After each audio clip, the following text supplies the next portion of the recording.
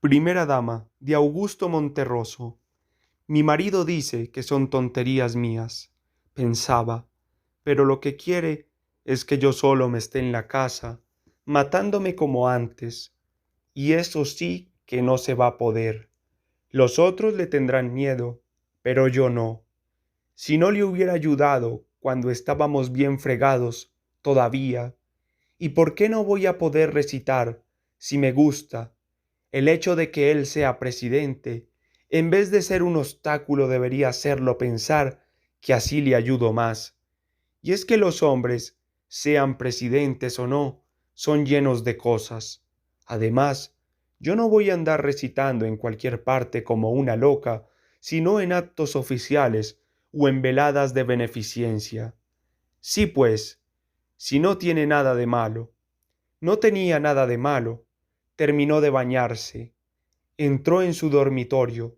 Mientras se peinaba, vio en el espejo, detrás de ella, los estantes llenos de libros en desorden, novelas, libros de poesía. Pensó en algunos y en lo mucho que le gustaban, antologías de las 1000 mejores poesías universales, titanes y recitadores sin maestro en los que había señalado con papelitos los poemas más bellos, reír llorando, la cabeza del rabid, trópico, a una madre. Dios mío, ¿de dónde sacaban tanto tema? Pronto ya no iban a caber los libros en la casa, pero aunque uno no los leyera todos, eran la mejor herencia. Sobre el tocador tenía varios ejemplares del programa de esa noche. Si se animara a dar un recital ella sola. Hasta ahora no había organizado ninguno, por modestia. Sabía, sin embargo, que de cualquier manera ella era la figura principal. Esta vez se trataba de una velada preparada algo a la carrera para el desayuno escolar. Alguien había notado que los niños de las escuelas andaban medio desnutridos y que algunos se desmayaban a eso de las 11, tal vez cuando el maestro estaba en lo mejor. Al principio lo atribuyeron a indigestiones, más tarde a una epidemia de lombrices, salubridad, y sólo al final, durante una de sus frecuentes noches de insomnio, el director general de educación, nebulosamente, sospechó que podrían ser casos de hambre. Cuando el director general convocó a un buen número de padres de familia, la mayoría se indignó de viva voz ante la suposición de que fueran tan pobres, y, por orgullo frente a los demás, ninguno estuvo dispuesto a aceptarlo. Pero en cuanto se disolvió la reunión, varios de ellos, individualmente, se acercaron al director y reconocieron que en ocasiones, no siempre, claro, mandaban a sus hijos a la escuela sin nada en el estómago. El director se asustó al confirmar su sospecha y decidió que era necesario hacer algo pronto. Por fortuna, recordó que el presidente había sido su compañero de colegio y dispuso ir a verlo cuanto antes. No se arrepintió. El presidente lo recibió de lo más simpático, probablemente con mucha más cordialidad de la que hubiera desplegado desde una posición menos elevada. De manera que cuando él comenzó, «Señor presidente», se rió y le dijo, «Déjate de babosadas de señor presidente y decime sin rodeos a lo que venís». Y siempre riéndose, lo obligó a sentarse, mediante una ligera presión en el hombro. Estaba de buenas, pero el director sabía que por más palmaditas que le diera, ya no era lo mismo que en los tiempos en que iban juntos a la escuela, o sencillamente que hacían apenas 2 años, cuando todavía se tomaron un trago con otros amigos en el Danubio. De todos modos, se veía que empezaba a sentirse cómodo en el cargo.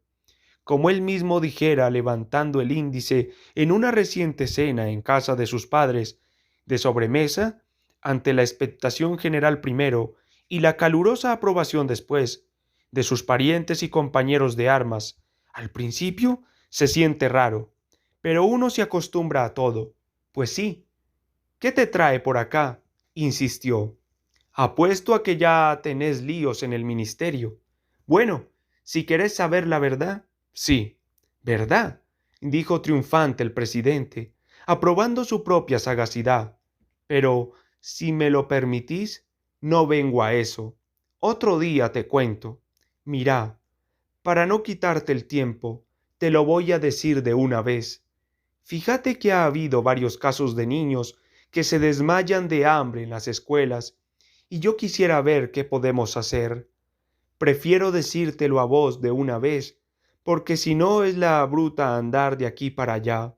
Además, mejor te lo cuento yo, porque no faltará quien te venga a decir que no hago nada. Mi idea es que me autorices para tratar de conseguir algo de dinero y fundar una especie de gota de leche semioficial. No te me estarás volviendo comunista vos, lo detuvo él, soltando una carcajada. Aquí sí que se echaba de ver su excelente humor de ese día. Los dos se rieron mucho.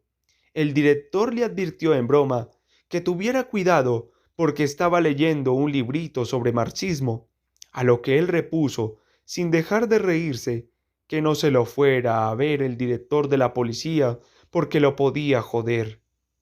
Después de cambiar aún otras fases ingeniosas alrededor del mismo tema, él le dijo que le parecía bien, que fuera viendo a quien le sacaba plata, que dijera que él estaba de acuerdo y que quizá la UNICEF podía dar un poco más de leche.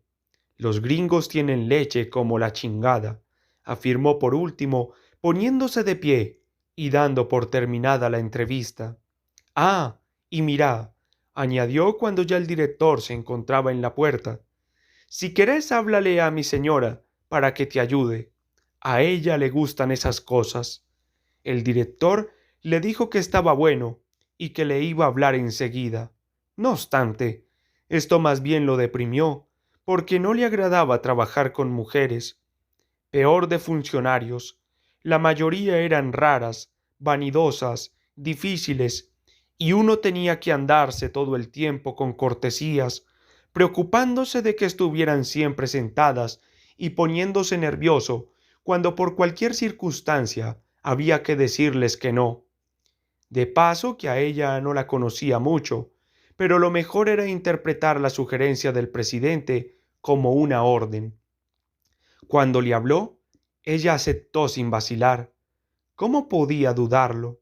No solo le iba a ayudar haciendo propaganda entre sus amigas, sino que personalmente trabajaría con entusiasmo, tomando parte, por ejemplo, en las veladas que se organizaran. Yo puedo recitar, le dijo. Ya sabe que siempre he sido aficionada. Qué bueno, pensó mientras se lo decía, que haya esta oportunidad. Pero al mismo tiempo se arrepintió de su pensamiento y le dio miedo de que Dios la castigara cuando reflexionó que no era bueno que los niños se desmayaran de hambre.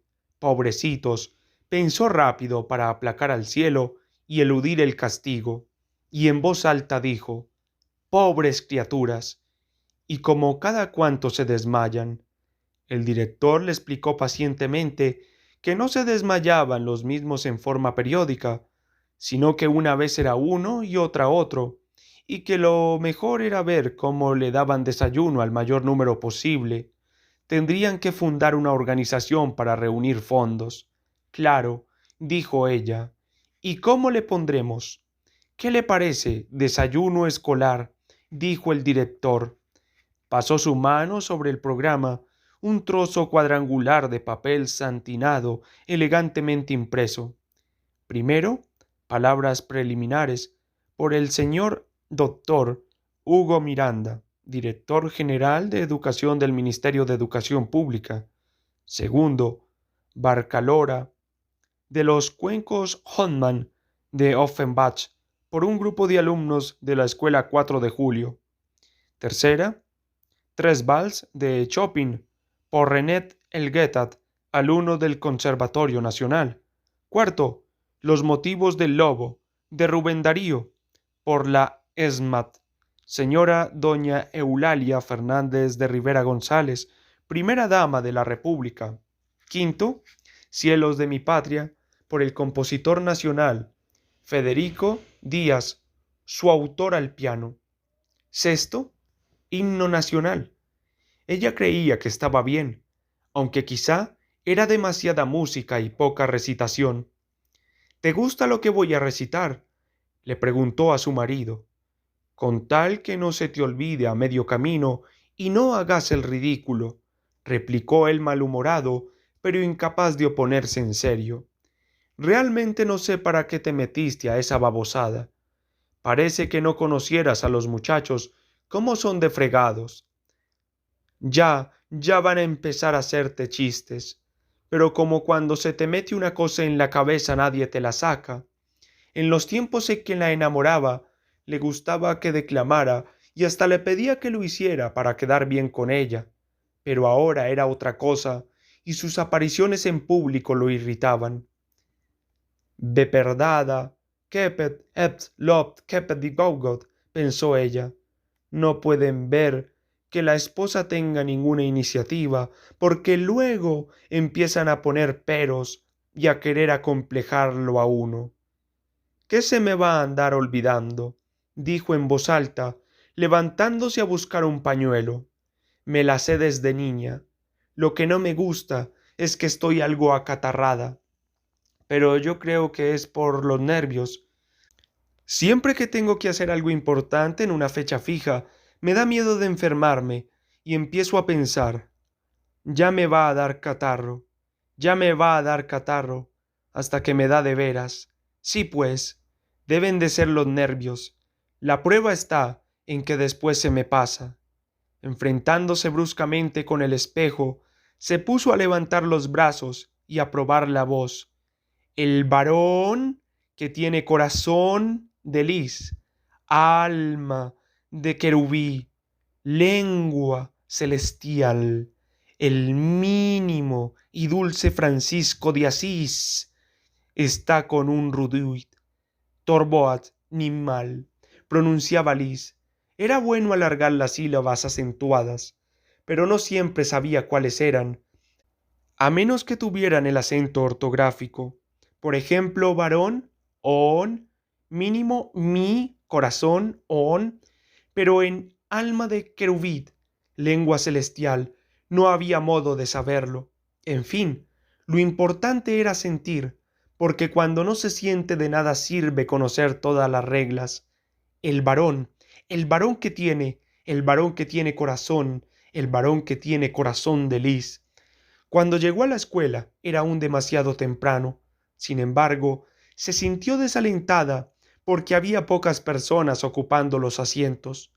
Pero pensó que entre nosotros la gente siempre llega tarde y que cuándo nos iríamos a quitar esa costumbre.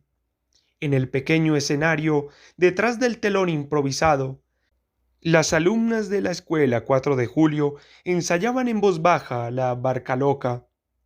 El profesor de canto, muy serio, les daba el la con un pequeño pito de metal plateado que emitía esa única nota. Al observar que ella estaba allí, viéndolo sonriente, le dirigió un breve saludo con la cabeza y dejó de mover los brazos, pero por cortedad, o por no parecer demasiado servil, o porque de plano no lo era, no interrumpió su ensayo. Ella se lo agradeció, pues en ese ratito estaba repasando mentalmente el poema, y si la interrumpían tenía que tomar otra vez el hilo desde el principio.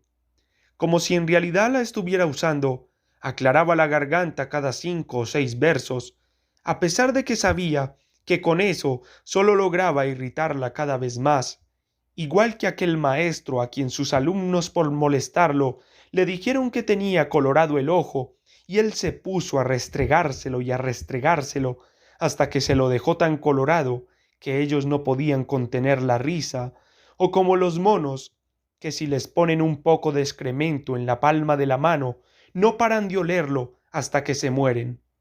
¿Cómo era eso de las obsesiones? Lo que más cólera les daba es que estaba segura de que todo pasaría en cuanto terminara su número. Sí, pues, pero era molesto, mientras tanto, pensar que se le iba a salir un gallo en medio de la recitación. La verdad es que sería una estupidez tenerle miedo al público. En el supuesto caso de que sus intervenciones no agradaran, no se debería a ella, sino a que la gente en general es muy ignorante y no sabe apreciar la poesía. Todavía les faltaba mucho, pero precisamente por eso aprovecharía cuanta ocasión se le presentara para ir dando a conocer los buenos versos y revelándose como declamadora. Pero señora, le reprochó preocupado el director general cuando llegó sudoroso, si yo iba a pasar por usted, no está bien que se haya venido sola. Ella lo miró comprensiva y lo tranquilizó cortésmente. Desde que se convirtió en la primera dama, se alegraba cuando tenía la oportunidad de demostrar que era una persona modesta, posiblemente mucho más modesta que cualquier otra en el mundo, y hasta había estudiado en el espejo una sonrisa y una mirada encantadoras que significaban más o menos: ¿cómo se le ocurre? Se imagina que porque soy la esposa del presidente me he vuelto una presumida. Pero el director quiso entender más bien que lo trataba con ironía y, de deprimido, se puso a hablar sin ton ni son de esto y lo otro. No bien los demás artistas fueron llegando y rodeándola, aprovechó la ocasión para retirarse. Después se le veía gordito dando órdenes y disponiéndolo todo, de acuerdo con el principio de que si uno mismo no hace las cosas, no hay quien las haga. Solo se acercó de nuevo para decirle: «Prepárese, señora, vamos a empezar». Como contaba ya con alguna práctica, el director explicó sin apuro que estábamos allí movidos por un alto espíritu de solidaridad humana, que había muchos niños subalimentados, cosa que el gobierno era el primero en lamentar, porque como le había dicho personalmente el presidente cuando lo llamó para hacérselo ver, hay que hacer algo por esos niños en interés de los altos destinos de la patria. Mueva usted las conciencias, remueva el cielo y tierra, conmueva los corazones en favor de esa noble cruzada. Que ya eran varias las personas de todas las capas sociales que habían ofrecido su desinteresada ayuda, y que nuestros amigos norteamericanos, esa noble y generosa nación que con justicia podíamos llamar la despensa del mundo, habían prometido hacer un nuevo sacrificio de latas de leche en polvo. Que nuestra tarea era modesta en sus comienzos, pero que estábamos dispuestos a no omitir esfuerzo alguno para convertirla no solo en un hecho real y concreto del presente, sino en un estimulante ejemplo para las generaciones futuras. Que teníamos el alto orgullo de contar también con la ayuda de la primera dama de la República, cuyo arte exquisito tendríamos el honor de apreciar dentro de breves instantes, y cuyas entrañas generosamente maternales se habían conmovido hasta las lágrimas al saber la desgracia de esos niños que, ya fuera por alcoholismo de sus padres, o por descuido de sus madres, o por ambas cosas, no podían disfrutar en sus modestos hogares de la sagrada institución del desayuno, con peligro para su salud y en desmedro del aprovechamiento de la instrucción que el ministerio que nos honrábamos en representar esa noche estaba empeñado en impartirles, convencido de que el libro, y sólo el libro, resolvería los seculares problemas a que se enfrentaba la patria, y que había dicho. Después de los aplausos, las niñas de la escuela 4 de julio cantaron con su acostumbrada dulzura el la, la de la Barcalora, mientras el pianista nervioseaba ansioso de atacar sus vals que, como tantas cosas ese día en diversas regiones del globo, comenzaron también y terminaron con toda felicidad y gloria. Ella inclinó la cabeza, diciendo gracias mentalmente, cruzó las manos y se las contempló durante un momento, esperando que se produjera la atmósfera necesaria. Pronto sintió que de su boca, a través de sus palabras, se iba asomando al mundo San Francisco de Asís, mínimo y dulce, hasta tomar la forma del ser más humilde de la tierra. Pero enseguida esa ilusión de humildad quedaba atrás, porque otras palabras, encadenadas uno no sabía cómo con las primeras, Cambiaban su aspecto hasta convertirlo en un hombre iracundo, y ella sentía que tenía que ser así y no de otra manera, porque se encontraba llamándole la atención a un lobo, cuyos colmillos habían dado horrorosa cuenta de pastores, rebaños y cuanto ser viviente se le ponía por delante. Sí, pues, su voz tembló luego y se le escapó una lágrima en el preciso instante en que el santo le decía al lobo que no fuera malo, que por qué no se dejaba de andar por ahí sembrando el terror entre los campesinos y que si acaso venía del infierno, aunque inmediatamente después casi se veía brotar de sus labios una gran tranquilidad cuando el animal, no sin haberlo reflexionado un rato, seguía al santo a la aldea, donde todos se admiraban de verlo tan mansito que hasta un niño le podía dar de comer en la mano.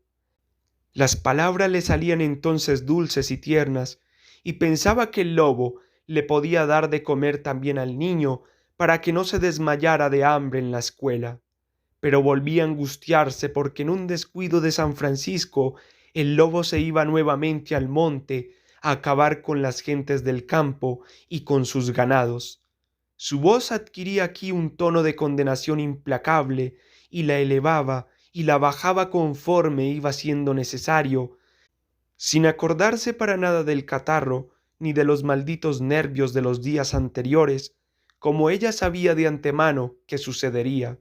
Por el contrario, la envolvía una grata sensación de seguridad, de seguridad, de seguridad, pues era fácil notar que el público la escuchaba fuertemente, impresionado ante las barbaridades de la fiera, a pesar de que ella sabía que ya, en ese momento, se cambiarían los papeles y el lobo se convertiría de acusado en acusador cuando San Francisco lo iba a buscar de nuevo con su acostumbrada confianza para meterlo otra vez en cintura.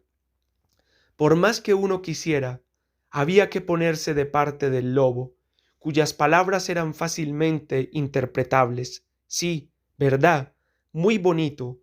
Yo me estaba ahí todo manso, comiendo lo que se les antojaba arrojarme, y lamiendo las manos de todos como un cordero, mientras los hombres en sus casas se entregaban a la envidia y a la lujuria y a la ira, y se hacían la guerra unos a otros, y perdían los débiles y ganaban los malos. Decían las palabras débiles y malos, con tonos tan diferentes que a nadie podía caberle la menor duda de que ella estaba de parte de los primeros, y se sentía segura de que la cosa iba bien y de que su recitación era un éxito, porque verdaderamente se indignaba ante tantas canalladas que dejaban chiquitas las del lobo, que al fin y al cabo no era un ser racional. Sin darse cuenta ni cómo, se acercó el instante en que sabía que ya, ahora, las palabras debían brotar de su garganta, ni muy fuertes, ni muy tiernas, ni furiosas, ni mansas, sino impregnadas de desesperanza y amargura, pues no otra cosa debió de sentir el santo cuando le dio la razón a la fiera y se dirigió finalmente al Padre nuestro, que estás en los cielos. Permaneció unos segundos con los brazos en alto. El sudor le corría en hilitos entre los pechos y por la espalda. Oyó que aplaudían, bajó las manos, se arregló con disimulo la falda y saludó modestamente. El público, después de todo, no era tan bruto, pero buen esfuerzo le estaba costando hacerlo llegar a la poesía. Era lo que ella pensaba, poco a poco. Mientras estrechaba las manos de los que la felicitaban, se sintió embargada por un dulce y suave sentimiento de superioridad, y cuando una señora humilde que se acercó a saludarla le dijo que qué bonito, estuvo a punto de abrazarla, pero se contuvo y se conformó con preguntarle ¿le gustó? Pues la verdad es que ya no estaba pensando en eso, sino en lo bueno que sería organizar pronto otro acto, en un local más grande, quizá en un teatro de verdad, en el que ella sola se encargara de la totalidad del programa, porque lo malo de estas veladitas era que los músicos aburrían a la gente, a pesar de que al otro día también los elogiaban en el periódico, lo que no era justo. No pues, ya en la puerta de su casa, invitó al director general y a 2 o 3 amigos a tomar un whisky para celebrar. Deseaba prolongar un rato más la conversación sobre su triunfo. Ojalá estuviera su marido para que oyera lo que le decían y para que se convenciera de que no eran cosas de ella. Qué bien había resultado todo, ¿verdad? Y como cuánto sacarían. El director general le informó muy elaboradamente que tenían utilidades por 7,50. —¿Tan poquito? —dijo ella. Él pensó con amargura, pero dijo con optimismo que para ser la primera no estaba tan mal, que les había faltado propaganda. —No —dijo ella—, yo creo que se debe al local, que es muy chiquito. —Bueno, claro —dijo él—, en eso tiene razón. —¿Cómo hiciéramos? —dijo ella—. Hay que hacer algo para ayudar a esos pobres niños. —Bueno —dijo él—, lo importante es que ya comenzamos. —Sí —dijo ella—, pero la cosa es seguir adelante. Tenemos que preparar algo más serio. —Yo creo que si contamos con su ayuda —dijo él—. Sí, si podemos conseguir un teatro. Yo voy a recitar ya, va a ver, pero que sea teatro grande, porque si no, ya vio lo que pasa, se esfuerza uno preparando las cosas, y total, casi no se saca nada de todos modos. Le voy a hablar a mi marido, siempre me está empujando a recitar, es mi mejor estímulo. Se fijó. La gente tiene gana de oír poesía. Si viera la emoción que sentí cuando una señora que ni me conoce me dijo que le había gustado mucho, yo creo que un recital de poesía sería un éxito. —¿Qué dice usted? —dijo ella. —Claro —dijo él—, a la gente le gusta mucho. —Fíjese que estoy preocupada —dijo ella—, por lo poco que sacamos hoy. ¿Qué le parece si le doy 100 pesos para no salir tan mal? Tengo muchas ganas de ayudar. Yo creo que poco a poco vamos a ir saliendo. Él dijo que claro, que poco a poco iban a ir saliendo.